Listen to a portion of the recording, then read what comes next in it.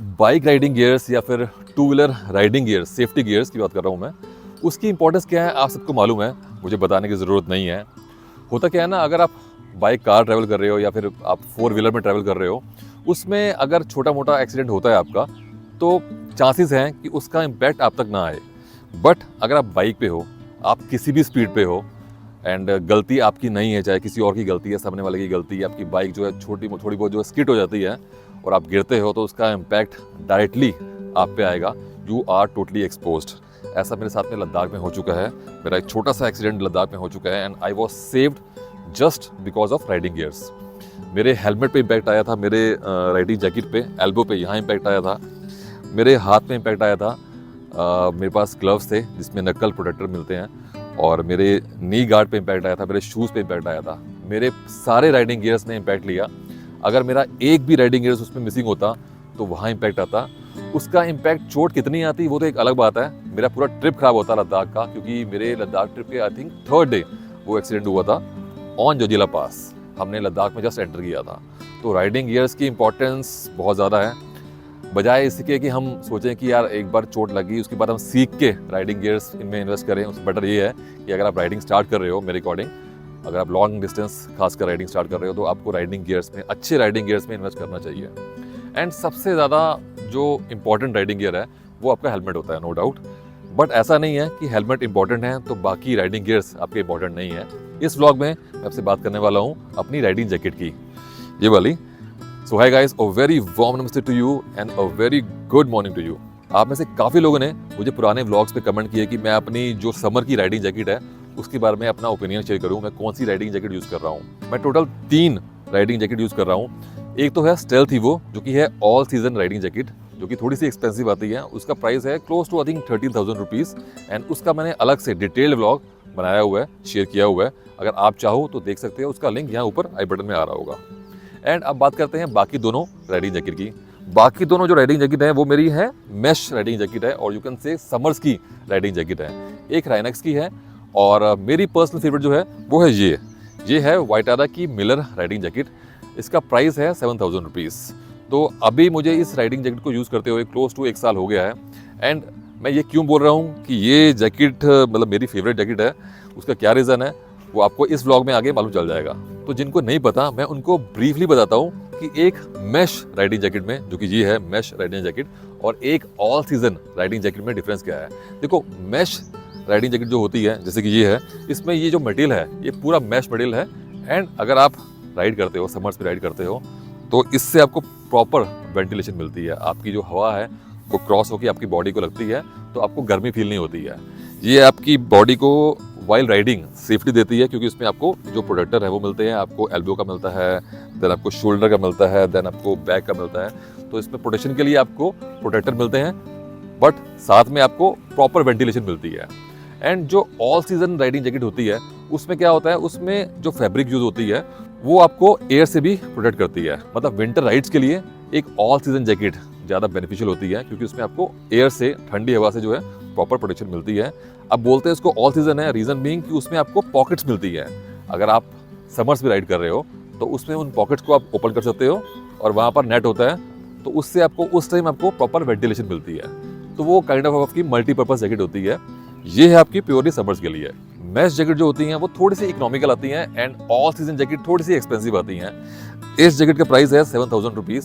So as I told you, एक mesh jacket में आपको पूरी ये मैश की जो है फैब्रिक मिलती है। यू कैन सी, ये जो है ग्रे और ये ब्लैक, ये पूरा मैश है, प्रॉपर वेंटिलेशन है। यहाँ पर भी जो है पूरा मैश है। एंड आई कैन श्योरली से, जितनी भी मैंने देखी हैं मार्केट में जैकेट, जो मैश जैकेट हैं, जो इस रेंज में है, 5 से 7 हज़ार की रेंज में है, इसकी क्वालिटी, इसकी फैब्रिक की क्वालिटी, मैं बोल सकता हूँ आफ्टर 1 ईयर भी बहुत ही अच्छी क्वालिटी की फैब्रिक है।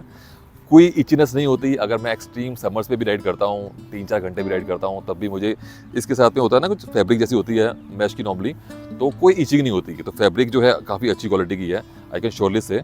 अब बात करते हैं मेन चीज़ जैकेट में सेफ्टी की। देखो, नॉर्मली मैश जैकेट में आपको जो प्रोटेक्शन मिलती है वो मिलती है आपको एल्बो में। इस पर आपको मिलती है एल्बो में लेवल 2 की। देन मिलती है शोल्डर्स में है इसमें लेवल 2 की प्रोटेक्शन। बैक में भी है प्रोटेक्शन, वो भी लेवल 2 की है। लेकिन आपको मैश जैकेट्स में मोस्टली आई थिंक 95% केस में आपको जो है चेस्ट में प्रोटेक्शन मिलती नहीं है। आप चाहो तो लगवा सकते हो मैच जैकेट्स में, बट आपको मिलती नहीं है। बट इस जैकेट में आपको चेस्ट में भी लेवल 2 की प्रोटेक्शन मिलती है।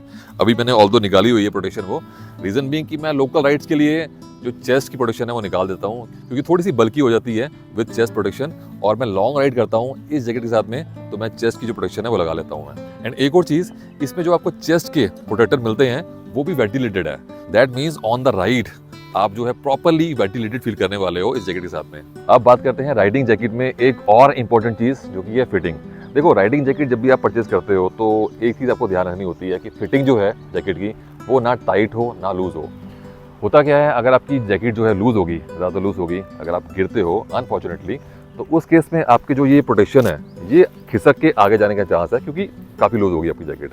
और अगर ज़्यादा टाइट है तो उस केस में आपको जो है बाइक पे मूवमेंट करने में दिक्कत हो गई। एंड इस जैकेट की फिटिंग बहुत ही बढ़िया है। एंड यू कैन सी मुझे काइंड ऑफ बिल्कुल ये स्नग फिट आ रही है, एकदम मतलब फिटेड आ रही है। और I can easily rotate my hand, I can easily sit on bike. कोई कहीं से भी ऐसा नहीं होता कि मुझे डिस्कम्फर्ट हो रहा हो। इसमें पीछे की तरफ यू कैन सी, पीछे जो है यहाँ पर स्ट्रेचेबल ऊपर फैब्रिक है, तो अगर आप हाथ आगे पुल करते हो तो ये पीछे स्ट्रेच हो जाती है, ताकि आपको जो वो स्ट्रेन है क्लोथ का वो फील ना हो। एंड यहाँ पर इसमें वेलक्रो है प्रॉपर्ली टाइट करने के लिए। तो मेक श्योर कि जब भी आप राइडिंग जैकेट ले रहे हो तो फिट जो है उसका ट्राई करो, उसके बाद ही परचेज करो। ऑनलाइन जैकेट जो है परचेज नहीं करनी चाहिए मेरे अकॉर्डिंग। राइडिंग जैकेट जो है, इसका जो साइज़ है ये है एक्सेल, एंड मेरी जो हाइट है वो है 5'9" प्लस। तो अगर आपकी बिल्ड और हाइट सेम है तो you can go for this jacket, this size. एक और चीज़, जब भी आप कोई जैकेट या फिर कोई क्लोथ आप परचेज करते हो, उसकी क्वालिटी क्या है कपड़े की, वो आपको कुछ टाइम बाद मालूम चलती है। अब इस जैकेट को मैं लास्ट 1 साल में आई थिंक 5-6 बार वॉश कर चुका हूँ। And I can still say कि एक बार वॉश करने के बाद में, प्रॉपर्ली वॉश करने के बाद में, अभी तो ये प्रॉपर्ली वॉश नहीं है, करने के बाद में आई फील कि कपड़ा जो है इसका ना, जो इसका फैब्रिक है, उसमें कहीं भी ना कुछ खास वियर टियर हुआ नहीं है, तो एकदम न्यू लगती है। तो इससे मालूम चलता है कि जो फैब्रिक है वो काफ़ी अच्छी क्वालिटी की है इसमें। एंड आई नो कि एक क्वेश्चन आप में से काफ़ी लोगों के माइंड में होगा कि अगर आपको एक सिंगल राइडिंग जैकेट लेनी है तो आपको राइडिंग जैकेट कौन सी लेनी चाहिए। आपको एक मैश, जैसे कि ये है, मैश की राइडिंग जैकेट लेनी चाहिए, या फिर आपको एक ऑल सीजन थोड़ी एक्सपेंसिव राइडिंग जैकेट में इन्वेस्ट करना चाहिए। देखो यार, इंडिया में अगर हम बात करें, साउथ इंडिया की बात करें, तो वहाँ तो मोस्टली जो आपका वेदर रहता है वो आपका प्लेजेंट रहता है या फिर गर्मी रहती है, तो उस केस में आपको एक मैश जैकेट ही रिक्वायर्ड है। एंड अगर आप नॉर्थ इंडिया में हो, हम हिमाचल की बात नहीं कर रहे, हम उत्तराखंड की बात नहीं कर रहे, हम मोस्टली बाकी स्टेट्स की बात कर रहे हैं, तो 9 महीने काइंड ऑफ गर्मी होती है, तो आपका मैश राइडिंग जैकेट में जो है काम चल जाता है। थोड़ी बहुत ठंड पड़ती है तो आप उसमें जो है विंटर लेयर जो है लगा के काम चल जाता है आपका। तो अगर आप चाहो तो एक मैश की राइडिंग जैकेट से आप थ्रू आउट ईयर अपना जो है काम चला सकते हो। मैंने अपनी all season riding jacket last 1 साल से यूज़ नहीं करी है। इनफैक्ट कि एक्सट्रीम विंटर राइड में भी मैंने अपनी मैश की राइडिंग जैकेट जो है यूज़ करी थी। ये वाली नहीं आई थी, मैंने राइनक्स की यूज़ की थी जब मैं अभी गया था, लास्ट एक अपने विंटर ट्रिप पे गया था। होता क्या है ना, एक्सट्रीम विंटर्स में अगर आपको राइड करनी है तो ऑल सीजन राइडिंग जैकेट के साथ में आपको अंदर जो है लेयर्स पहननी पड़ेंगी, मल्टीपल 2, 3, 4 लेयर पहननी पड़ेंगी। तो राइडिंग जैकेट में as I told you snug fit होती हैं, तो उसमें आपको इतने लेयर्स ऐड करने की ऑप्शन मिलती नहीं है। तो उसमें आपको एक्सट्रीम विंटर राइड में क्या करना पड़ता है, जैसे मैंने किया था इस बार, मैंने अंदर लेयर्स पहनी थी विंटर की, ऊपर एक मैश की राइडिंग जैकेट पहनी, उसके ऊपर एक नॉर्मल मैंने -10 वाली जैकेट पहनी थी, विंटर जैकेट पहनी थी, तो उससे मैंने जो है राइड की थी। तो अगर आपके पास एक ऑल सीजन राइडिंग जैकेट नहीं भी है, तब भी आप एक 5-6 हज़ार की या 7 हज़ार की जो है मैश जैकेट से जो है थ्रू आउट साल जो है काम चला सकते हो। तो मेरे अकॉर्डिंग एक mesh jacket, mesh riding jacket जो है ज़्यादा प्रैक्टिकल है आपको टूरिंग करने के लिए। बाकी हाँ ठीक है, अगर आपको एक ऑल सीजन राइडिंग जैकेट लेनी है तो उसके नो डाउट कुछ एडिशनल बेनिफिट भी हैं। अब बात करते हैं इस जैकेट के कॉन की।